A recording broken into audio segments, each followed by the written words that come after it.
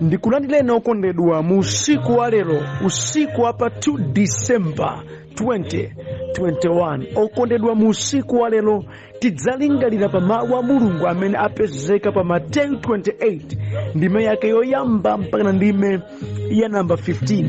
Mawu a Mulungu akuti, litapita tsiku la Sabata, mawu wa tsiku loyamba la Sabata, Mariya wa ku Magadala ndi Mariya wina anapita kukaona manda.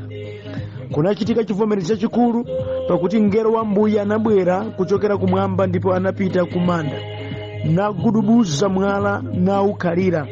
Maonekedwe ake anali ngati mphezi ndipo zovala zake zinali zambu ngati matalala.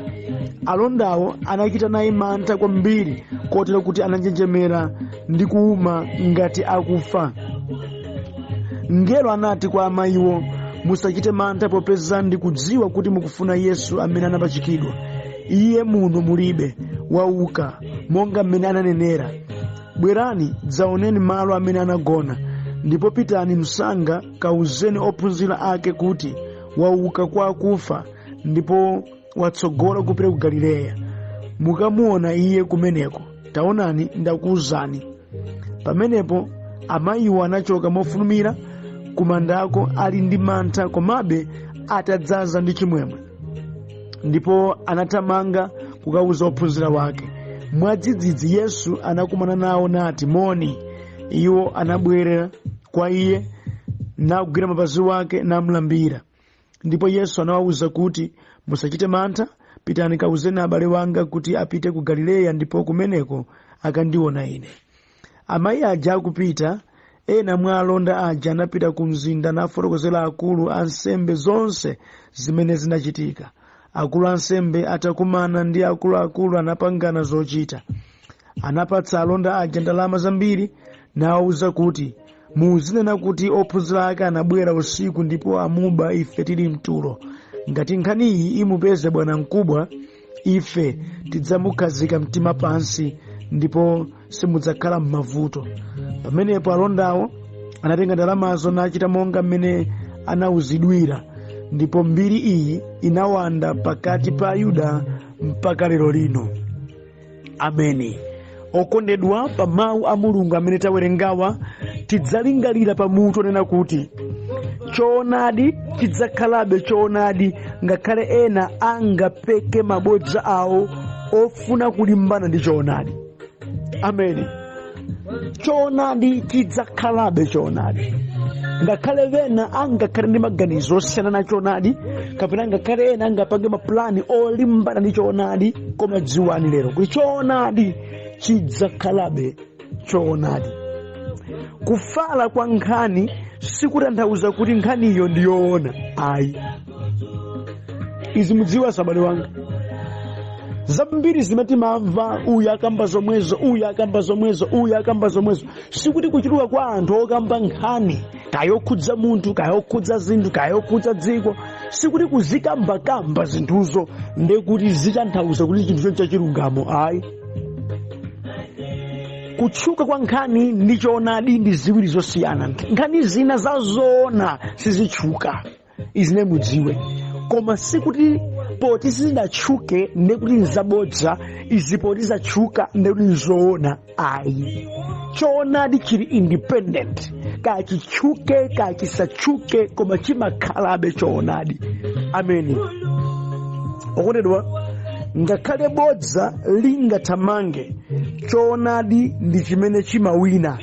Nonse ogwira choonadi dekhani, chipambano chilipo. Ameni. Munyengo zambiri bodza ndi limene limathamanga kwambiri zedi, koma dziwani ngakhale bodza lingathamange bwanji, choonadi ndi chimene chimapambana, choonadi chimene chimawina. Moti nonse amene mudagwira choonadi muzochitika moyo mwanu dekhani, paize chipambano chilipo popeza choonadi nthawi zonse chimapambana. Ameni. Mudi chitombono okondedwa, tili mnyengo imene zambiri zikukambidwa, zambiri zikuchitika. Tili mudziko limene timakambirana zinthu anthufe zimene mwa zambiri mwa izo sizimakhalanso zoonayi. Alipo anthu amene mbiri zawo zidayipitsidwa chifukwa wena wake adapanga kaupungu pangana tiyeni tidzifalitsa kunena kuti izi zimene zachitika. Moti ndikuyankhula pano wena wake akutchuka kuti ndi mbava koma si mbava, wena wake akutchuka kuti ndi fiti koma si fiti, ena ake akutchuka kuti ndi hule koma si hule, ena ake akutchuka kuti ayama chita chibwezi ndi aujeni koma sizoda. Iyani anthu adangopangana ndi kuzifalitsa moti nkhani imeneyi ili mkamwa mwa anthu ambiri. Andi ndi njira inanso imene Satana amapushitsira anthu mosavuta. Makamaka masiku athu ano omakonda kukamba nkhani zosafufuza, ukamba nkhani zimene mutu wake simudziwa, zinthu zoti ulibe nazo umboni koma ndi ubize kuzifalitsa. Nyengo zino za WhatsApp kufalitsa bodza kukhala ngati chikhalidwe.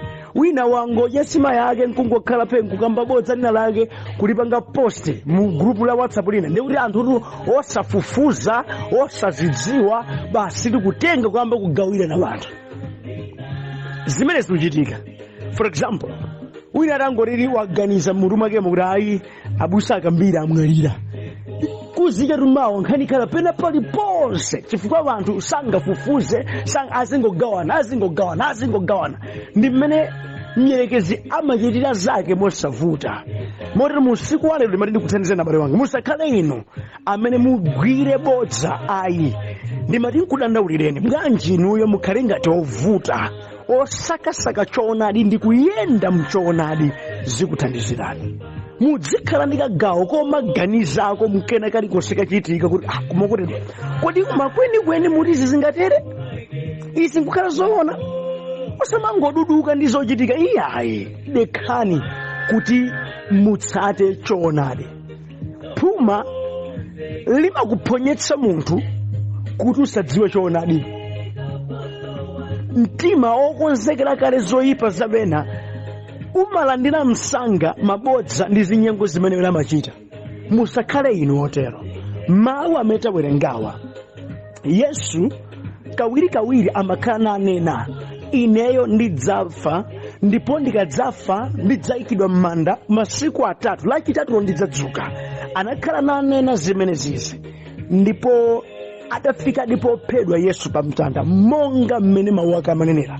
Now wafa Yesu wayikidwa m'manda, ansembe amene adamumvako Yesu akukamba kuti ndidzauka adapita kwa wamkulu wadera namanena kuti uja wabodza uja adanena kuti atadzauka bwanji mutumiza alonda akagadire mandawo kuti akangoteteza kuti ngati mwina ophunzira wakanali ndi plani yakuti amube zisatheke. Kukalondera manda amenewa kuti ali kukateteza kuti Yesu asatengedwe thupi lake popeza iwo chikhulupiriro chawo amati Yesu sangauke. Okondedwa chidachitika nchiyani? Monga metawerenga Yesu adauka ndipo mngelo akutsika kumwamba ndi kugudubuza chimwala chimadayikapo ndipo akuwauza azimayi wena amafika one mandawo akuti inu azimayi Yesu sali muno wauka. Maukidwe ake a Yesu eneniyo palibe amene adaona iyayi, koma uyu akungobwera ngati mboni yodzadziwitsa kuti mawu aja amene Yesu amanena achitika.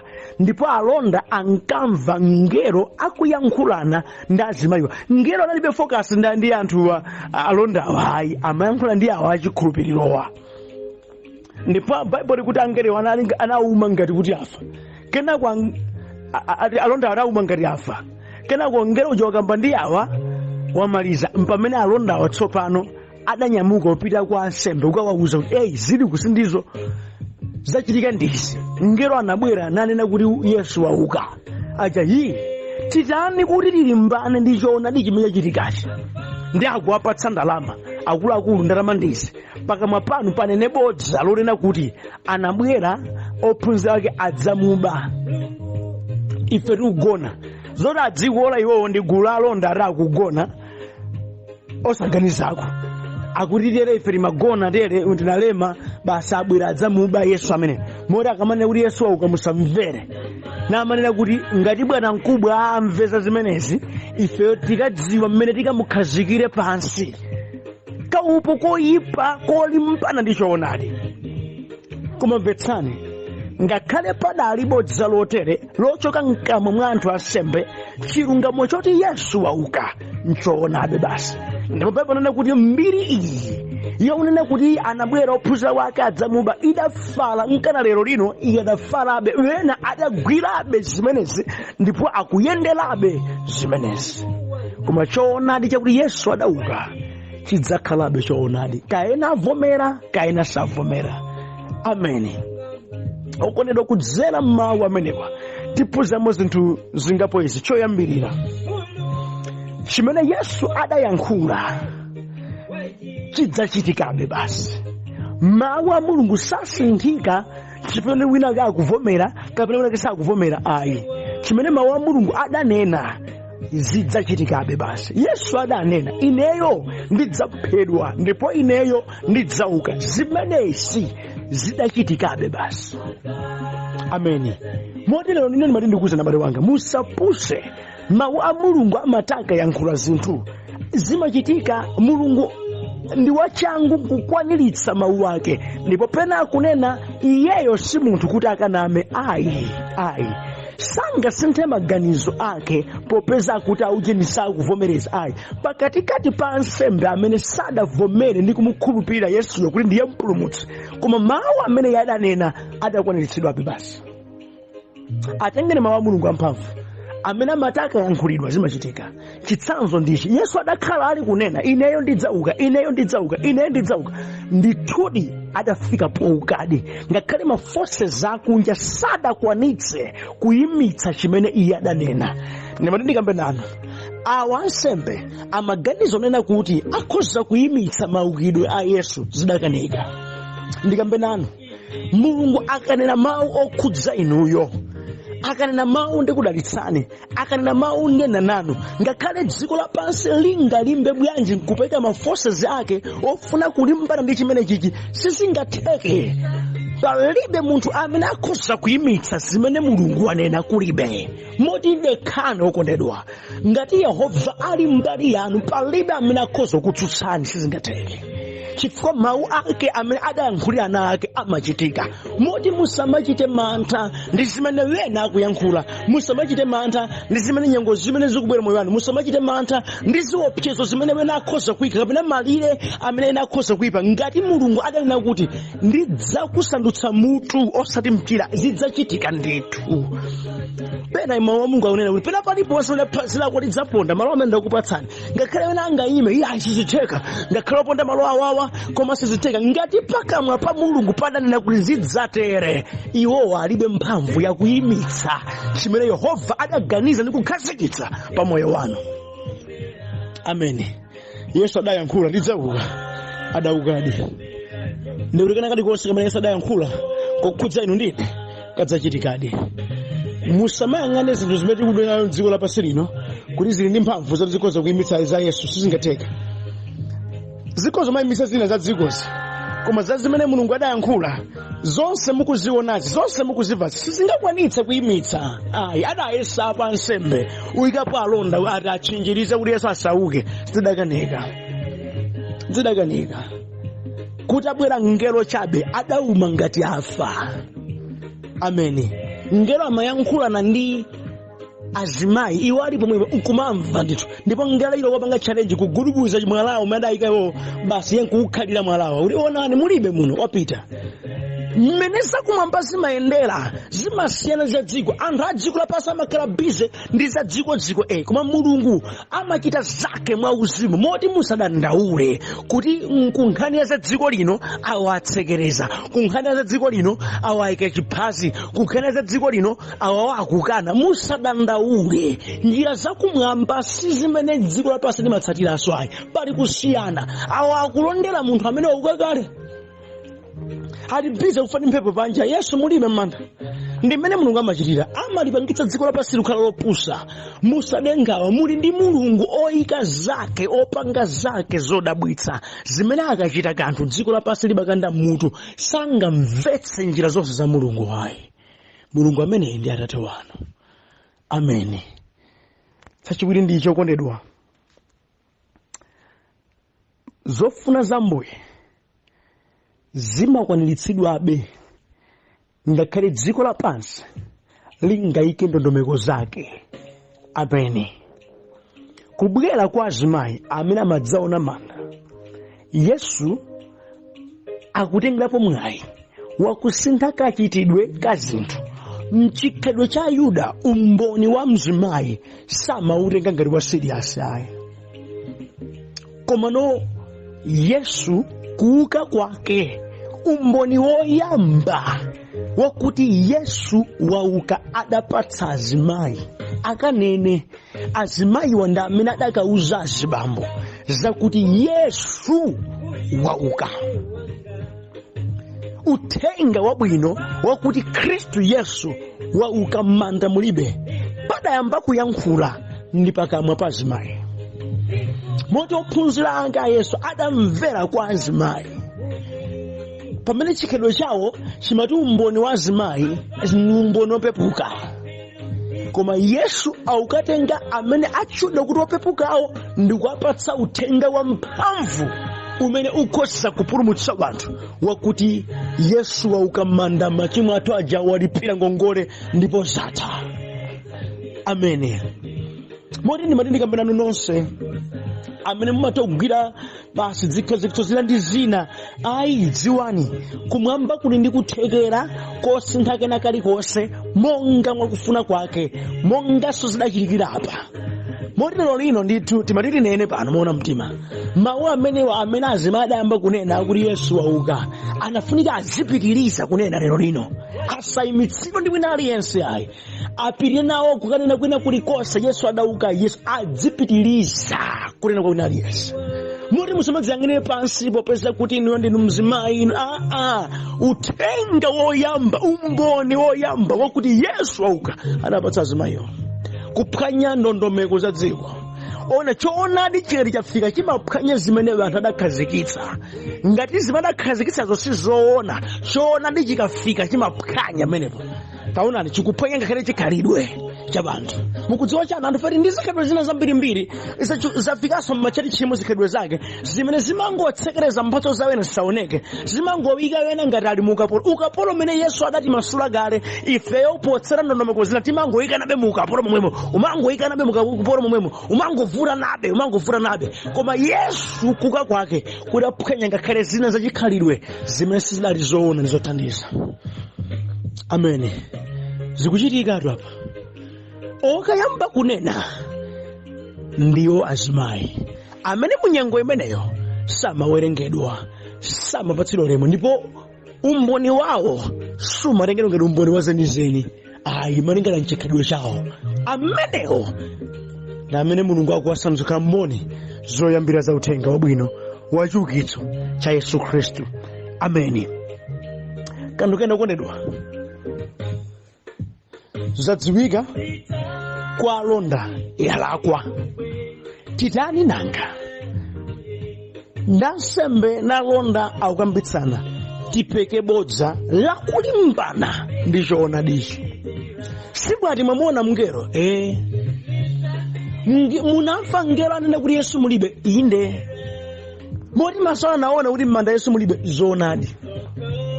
Moti inu munagadira bwinobwino palibe wophunzira wina aliyense amene anabwera kudzaba thupi lake. Tikugwirizana pano kuti Yesu wauka. Chabwino. Komabe tilimbane nayo mbiri imene ifeyo tinene kuti adzamuba. Onena bodzawa akudziwa kuti chilungamo chiyani. Mukuchoka nokondedwa wina aliyense amene pakamwa pake pamakamba zabodza chilungamo pansi pa mtima wake amachidziwa. Ande ndimati ndikambirana nokondedwa muchoonadi chimene chikuchitikira moyo wanu, mdierekezi amafuna kuchipakabe matope chisaoneke chisadziwike. Ndipo alipo ambiri amene adapatsidwa zinthu nasintha ziganizo. Andi izizi m'masiku athu ano zikuchitika kwambiri zedi zomakamba zinthu popeza kumbali kwachitika kena kake, kukayipitsa mbiri ya munthu popeza kumbali walandira kanthu, kuyima pagulu nkukamba mawu ena popeza kumbali wadya chibanzi zambiri. Ndipo choonadi okondedwa chikuphedwa kawiri chifukwa cha madyera ngati amenewa. ona kuti ndikupatsa aka ndipo iwe sintha statement pa izizi ukhale ngati kwatere. Ndikukamba izi ndizoona. Ena adasayinira ngati kuti ntchito yake anthu ndalama adatenga yeti iwo adapatsidwa zinthu. Makhalidwe amenewa ndi amene akuononga za chilungamo, ndi amene akuyipitsa zinthu, ndi amene akuzunza wanthu. Bodza lomanena kuti ife chilungamo tikuchidziwa komabe tikapo akaka kolimbana ndi choonadi. Njereke samachita zifo inena kuti amadziwa kuti ena ake mitu yawo imatenga zabodza msanga. Amakhulupirira anthu ambiri osaganiza msanga kuti chuchita njani. Anthu oganizira pakamwa onse ndi ayankhula kale mu zinthu. Amenewo ndi amene mnjereke zamasaka mwachangu. Koma ndimene ndikambe ngakhale bodza lingalimbane nacho chilungamo chidzakhalabe chilungamo. Amene zambiri zimene zikuchitika mu dziko muno zikuchitika mu magawo ngati amenewa. Onena kuti pali zina ndituti chilungamo ndi ichi, koma anthu kupakapaka zoyipa kuchita kupangana opanganawo ati chilungamo akuchidziwa ajawa banja lawo loyenda bwino. Koma kuti tisokoneze titere kuti tipange njira iyi ndikupanga ndi njirayo ndikumatsimikizira mpaka kumalumbira, koma yeta akukambalo ndi bodza. Chilungamo chenicheni chili mu mtima mwawo. Okondedwa ndimati ndikambe nanu, ngati mudziwa choonadi musagwedezeke. Ayi, chifukwa ngakhale mudera mudafala zoti Yesu adzamuba sadauke, koma azimayi awa, koma ophunzira awa amene adamuona namulambira Yesu sadagwedezeke. Ayi, ukakhala kuti ndiwe munthu wodziwa choonadi sugwedezeka. Ngakhale zokambakamba zingachuluke, koma ngati iwe ukudziwa choonadi kuti ine ndikudziwa Yesu ndamuona sadabedwe, maso atidamuona tidacheza naye, ameneyo amene ali ndi moyo sadagwedezeka. Pakatikati pa mbiri yonyasa, mbiri yoyipa, iwo adapembedzabe. Ndimati ndikambe nanu, ngati mukufuna muyime mu dziko muno ndi chikhristu chanu, pamene pali zokambakamba zambiri zokhudza chikhristu, pali zokambakamba zambiri zokhudza wanthu, mutsimikizire mtima wanu kugwira choonadi chokhacho, pamenepo pamene chipambano chingachitike. Koma ngati mukhala anthu omvaimva zinthu simutha kupita patsogolo. Ngati ndi mbanja mukhale omveramvera zinthu, banja limene sililimba. Ngati ndi utumiki mukhale omveramvera zinthu, utumiki umene sipita patsogolo. Ngati ndi mtumiki wa Ambuye inuyo mukhale omveramvera zinthu, simulalikira sizitheka. Ngati mukhala inuyo ogwira ntchito mukhale omveramvera zinthu, ngati mukhala abwana omveramvera zinthu, ndikuwuzani sizitheka kuti ziyende bwino. Chifukwa mu dziko muno zabodza ndi zochuluka zimene zimalimbana nacho choonadi. Munafuna mukhazikitse moyo wanu pa chilungamo chimene mukuchidziwa. Mukhale ndi chitsutsire kuti ngati anthu akukamba izo ndiwo, koma chimene ndidziwa ine ndi ichi. Makanikani ndi amene akuthandizeni kuti mupite patsogolo. Pamene mbiri idafala atalandira ndalama ndikumafalitsa zinthu zabodza, koma azimayi awa ophunzira Yesu awa sadabwerere m'mbuyo. Akotera mukamaona anthu ena akujijirika muzambiri akulimbikira, hey zilimotere, zilimotere, adadya kenaka ake, adapatsidwa kanthu matatani. Inu mwafa potera maudiji muli ni ulimbire usekuja izi nzoonadi nditu ayi mwinaja sanga ni wankulu uja sanga limbikire pachabe. Zili kumbali sindizo, adalandira kanthu matatani. That's why akulimbikira pamenepo. Galu wankora saka ndira pachabe chilipo chachitika, koma tsatani choonadi chikupindulitsani. Mudziko lapansi zabodza zochuluka, koma choonadi chidzakhalabe choonadi. Ambuye akudalitseni pamene muyima pa choonadi mmoyo wanu wonse. Amen.